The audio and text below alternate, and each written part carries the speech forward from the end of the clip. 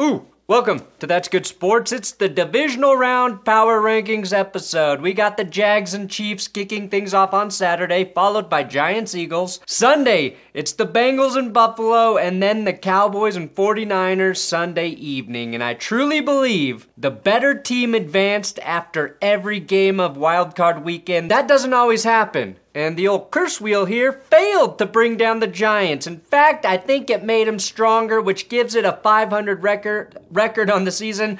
I'll spin this guy anyway at the end of the episode to see if it still works at all, to see if a team gets a curse.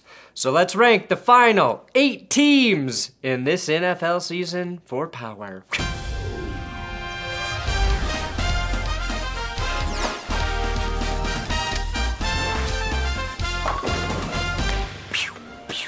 Please subscribe to this YouTube channel, and today's episode is sponsored by manscaped.com/goodsports. And oh my God, Manscaped finally created a full throttle beard trimmer. I am thrilled to introduce the Beard Hedger Pro Kit. They did 2 things with this trimmer that I love. 1, just like the lawnmower, it's waterproof, so I can trim my beard in the shower now, eliminating my mess of beard hair and trimmings around my sink. And 2, it has a zoom wheel to adjust to 20 different hair trimming lengths. If you have used beard trimmers before, typically you have to pop on and off different guard lengths to trim your beard.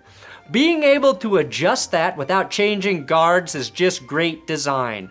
I'm not being hyperbolic. It is a perfect beard trimmer, and the Hedger Pro Kit also comes with beard shampoo, conditioner, and beard oil to give you everything you need for perfect beard maintenance and to nourish and grow your precious immaculate beard. So use my link below or go to manscaped.com/goodsports for 20% off and free shipping for the best dang beard trimmer around.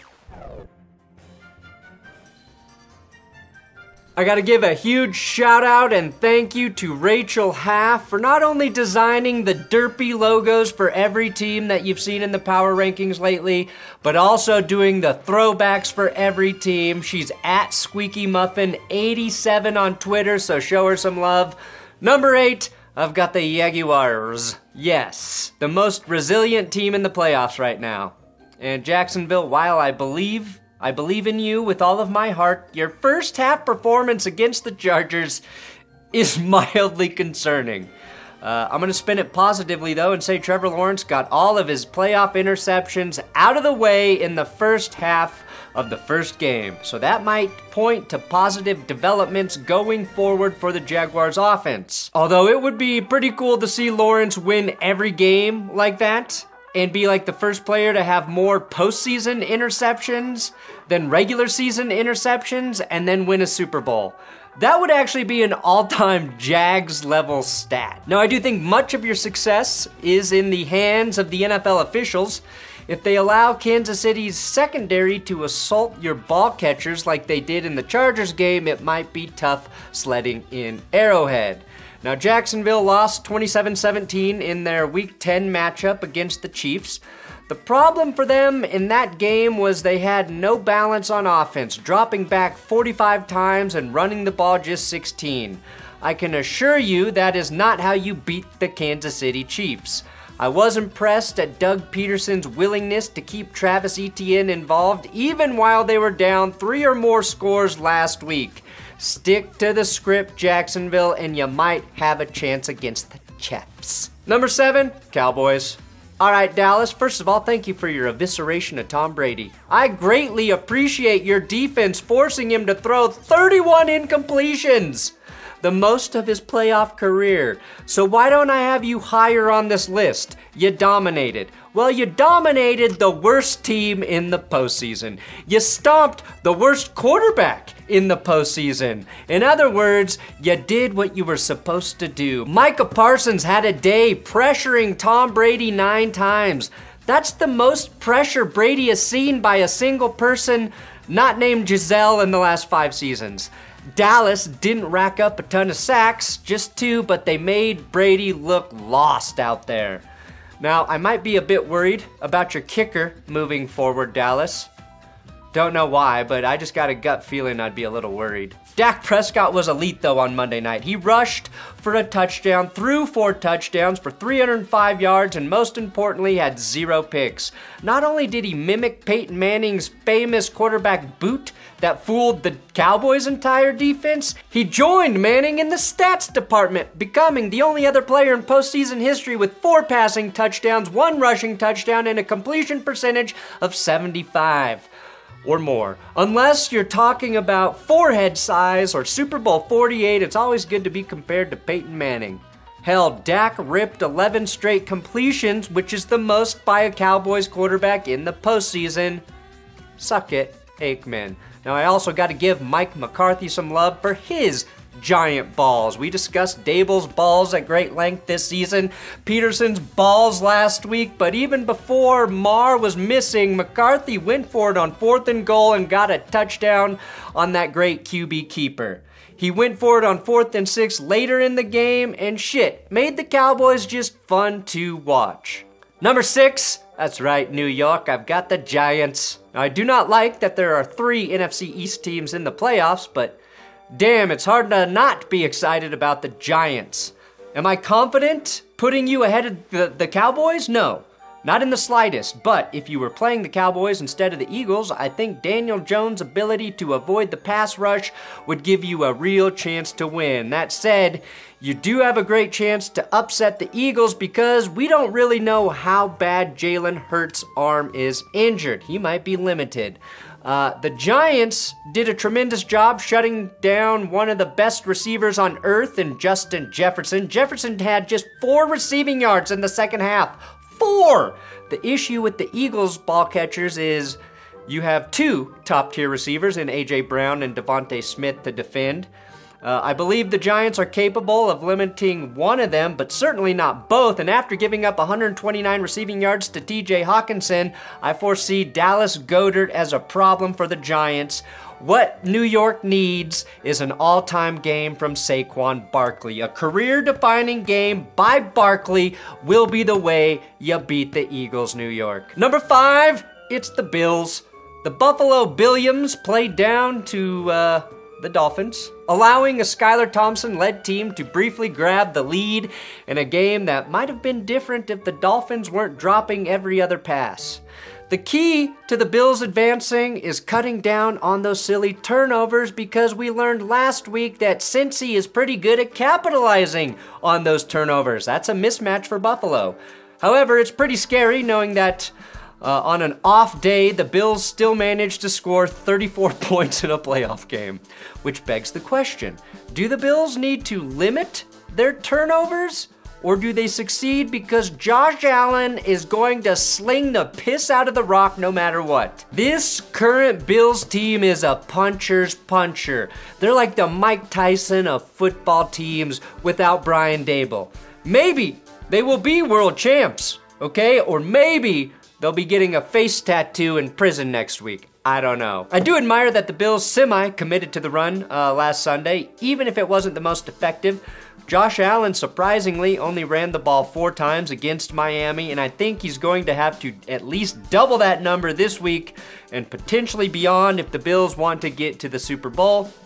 Right now, he and Jalen Hurts, though, have been unseated by Daniel Jones as the best rushing quarterback in the playoffs. And that's just a fact. Number 4, I've got the Bengals. Some might look at a close win against Tyler Huntley and the Ravens as cause for concern, but to me it showed that Cincy was able to come out on top in a tough divisional game where their offense was not clicking like it normally does. The Ravens have been doing a stellar job at making sure no offenses clicked in the second half of this football season. Baltimore finished the regular season with the 3rd best scoring defense and the 3rd best rushing defense. They may have been the best D heading into the postseason in the AFC, which means it should get easier for the Bengals offense from here on out. But you do have to credit this Cincy defense, especially old mother Sam Hubbard, for coming up with some crucial takeaways in the postseason. My one question for Sam Hubbard is which current member of the Bills roster's sister will hit on him if Cincy wins this game. But going all the way back to the wild card game against the Raiders last year, Jermaine Pratt sealed the game with a pick. 1 week later, the Bengals pick off Ryan Tannehill 3 different times. In overtime, they intercepted their second Patrick Mahomes pass to set up the game-winning kick in Kansas City. They did end up picking off Matthew Stafford twice in the Super Bowl, but they also had to contend with the ticky-tacky pass interference call that gave LA another chance on their final drive. I wish you the best of luck, Cincy, even though you're going against my side team, the Bills. Number 3, it's the Eagles. The last time you had a 100-yard rusher, Philly, was in your first meeting with the Giants when you beat them 48-22. Miles Sanders had 144 yards in that game. Hurts and Boston Scott also combined for over 100. The Giants, with Dexter Lawrence and Leonard Williams up front, held the Vikings to just 61 rushing yards. Now, I do expect your offensive line to win more battles than the Vikings up front, but it's not Miles Sanders that I want to see. Oh, no, it's Giant Killer himself, Mr. Boston Scott. 2 of his 3 touchdowns this season came against the Giants. He scored 2 touchdowns in both games against the Giants last season. 8 of his career 16 TDs have all come against the New York Giants. We should really call him New Jersey Scott, since that's where they play. Now, Jalen Hurts did not look great in the final week of the season. In no way did playing in that game help his shoulder, but hopefully the week of rest gets it to a point where it's good enough. Because my question is, will we see the same unstoppable offense we watched all season? The Philly offense that amassed the second most total points in the league, or will Jalen Hurts' sprained throwing shoulder force just enough missed throws to let the Giants hang around? I'm not sure. But I do know Jalen Hurts does not need his shoulder to run the football. So turn that running dial up to 1,000, Philly, and that's how you win. Number 2, 49ers. By season's end, San Francisco, you had the best turnover differential in the NFL. Brock Purdy and the offense limited the turnovers, but that nasty D had 30 total takeaways, tied with the Patriots for second best. Dallas had the most, by the way, with 33. Just a heads up, Brock, they are pretty good at getting the ball. But the 49ers trend continued as they were +2 against the Seahawks in the wild card round. Not to beat a dead Arabian horse, but the Chargers were +5 in turnovers in that epic meltdown. Anyway, the Cowboys, in their 5 losses this year, they've given up at least 136 yards on the ground. It's pretty apparent that this is the way to beat Dallas's stiff D, and I think Kyle Shanahan, of all coaches, will understand how to attack Dan Quinn. I would like to see one of them get up by 25 points so we can once and for all see whose fault 28-3 was in the Super Bowl. Here's what concerns me, though, about the 49ers. It's their passing defense. Until they stripped the ball away from Geno Smith in the red zone, they were struggling to cover DK Metcalf. And Geno Smith was just a couple inches off target to DK to really make that game interesting. CeeDee Lamb and Dalton Schultz for the Cowboys will be matchup problems for the 49ers. San Francisco did amass 505 yards of total offense in that game and scored more points than any other team in the wildcard round. They accumulated the most passing yards at 324, the most rushing yards at 181, and never gave up the ball.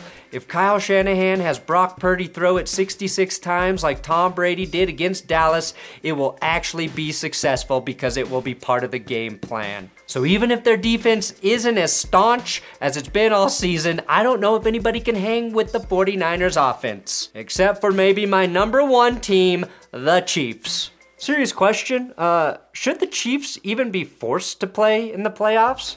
Can we just put them in the Super Bowl because we know that's where they're landing? That's their destiny.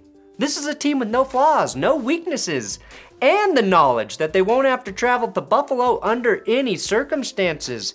Tight end Travis Kelce is 99 yards away from having more receiving yards than any tight end in NFL history. Postseason history. postseason. He's easily better than Gronk.